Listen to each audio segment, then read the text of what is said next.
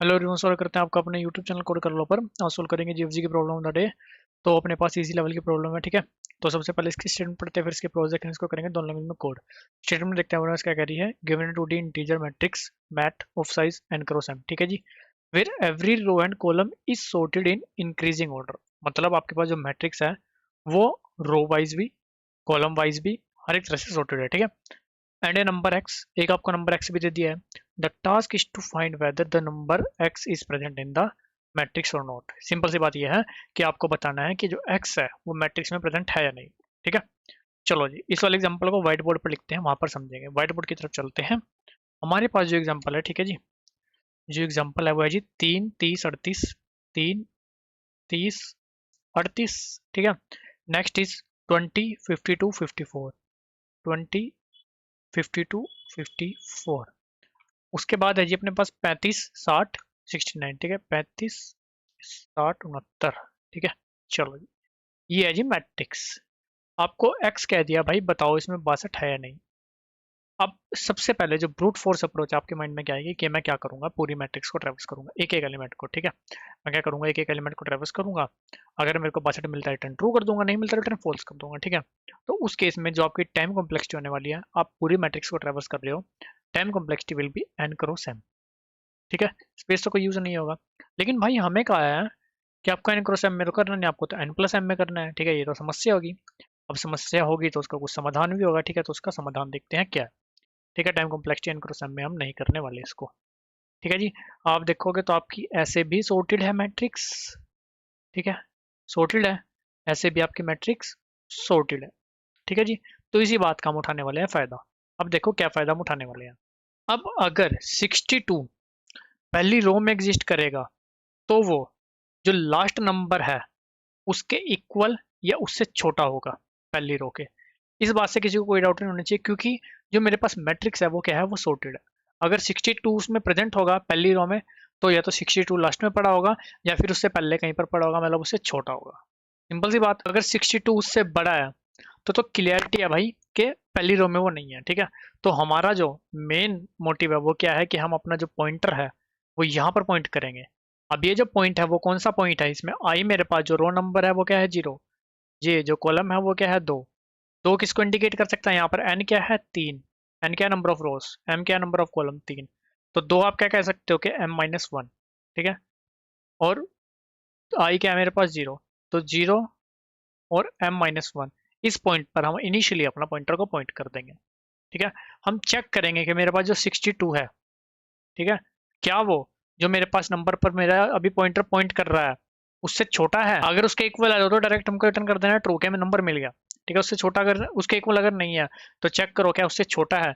अगर छोटा है, ठीक है, जो कि नहीं है, 62 is not less than equal to, less than sorry 38, ऐसा नहीं है, तो सिंपल सी बात है कि मेरे को जे को माइनस माइनस, ये पॉइंटर मेरा मान लो कॉलम किस पर है, जे पर, ठीक है।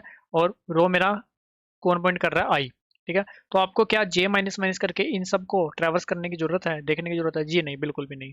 तो उस केस में आपको सिंपल सा क्या करना है कि भाई मेरे पास ये कंडीशन ट्रू नहीं हुई, मेरे को सिंपल आई प्लस प्लस कर देना है, जे को रहने दो दो ही, सिंपल इस पॉइंट पर पॉइंट कर जाना। मतलब इस रो का काम क्या हुआ, खत्म। इसमें मेरा आंसर हो ही नहीं सकता।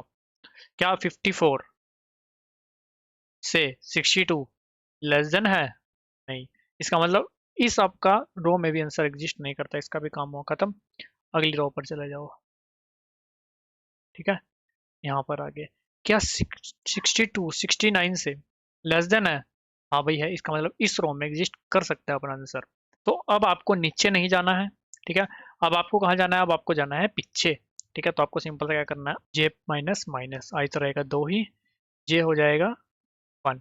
आप आ जाओगे इस पॉइंट पर, आप चेक करोगे कि क्या आपका 62 है, आपका लेस देन है 60, ऐसा तो नहीं है, ठीक है। इसका मतलब जिस पॉइंट पर आप हो उससे पीछे आपका आंसर एग्जिस्ट नहीं करता, ठीक है। अब आपको नीचे ही जाना पड़ेगा, आप जाओगे नीचे, नीचे आप जाओगे हो जाओगे आउट ऑफ बाउंड, इसका मतलब 62 आपका एग्जिस्ट नहीं करता, ठीक है। मामला हो गया खत्म। तो आप इसकी टाइम कॉम्प्लेक्सिटी देखो ध्यान से। अब देखो जो मेरे पास जे है, आई है, ठीक है, वो प्लस होगा तो नीचे आ जाएगा डायरेक्ट, प्लस होगा तो नीचे आ जाएगा डायरेक्ट, प्लस होगा तो आउट ऑफ बाउंड हो जाएगा। इसका मतलब जो आई है वो आपको सिर्फ एक बार ऐसे ट्रेवर्स करेगा, ठीक है, जो कि होगा क्या, नंबर ऑफ रोज। तो आपका एन टाइम बस, उससे फालतू नहीं, ठीक है। और जो आपका जे है वो आपका जैसे ही माइनस होगा, जैसे ये 69 पे से माइनस हुआ यहाँ पर आया, अगर यहाँ से माइनस हो जाता तो यहाँ पर आ जाता, ठीक है। यहाँ से माइनस हो जाता तो यहाँ पर आ जाता, वो भी आउट ऑफ बाउंड रहता। तो जे आपका एक बार बस ऐसे ट्रेवर्स करेगा, तो वो क्या है आपका नंबर ऑफ कॉलम्स, ठीक है। तो एन प्लस एम आपका लगेगा टाइम। तो आगे जाकर लिखते हैं time complexity of N plus M, space को यूज नहीं करेंगे, ऑफ वन। अभी चलते हैं करते हैं इसको दोनों लैंग्वेज में कोड जी। यहाँ पर एक तो अपने को चाहिएगा आई, ठीक है, जो कि होगा 0 पर पॉइंट। अब जे को कराना है मेरे को एम माइनस वन पर पॉइंट, ठीक है। एम क्या होगा, जितने भी नंबर ऑफ कॉलम्स है माइनस वन, ठीक है। एक मेरे को चाहिएगा एन भी, जितने भी नंबर ऑफ रोज है वो, ठीक है। अब जब तक आई आपका लेस देन एन एंड जे आपका ग्रेटर देन इक्वल टू है जीरो, जब तक आपका कोई एक भी आउट ऑफ बाउंड नहीं होता तब तक हम करेंगे अपना प्रोसेसिंग, ठीक है। इफ अगर ऐसा होता है, ठीक है, एक काम करते हैं यहाँ पर टेम्प में ना मैट्रिक्स ऑफ आई ऑफ जे ले लेते हैं यहाँ पर, बार बार मैट्रिक्स ऑफ आई ऑफ जे नहीं लिखेंगे, ठीक है। इफ टेम्प इक्वल इक्वल हो जाता है एक्स, तो सिंपल रिटर्न कर दो क्या, ट्रू भाई, नंबर मिल गया, ठीक है। एल्स इफ टेम्प हो जाता है लेस देन एक्स, तो निचली रो में आ जाओ, ठीक है। एल्स पिछले कॉलम पे चले जाओ, सिंपल सा।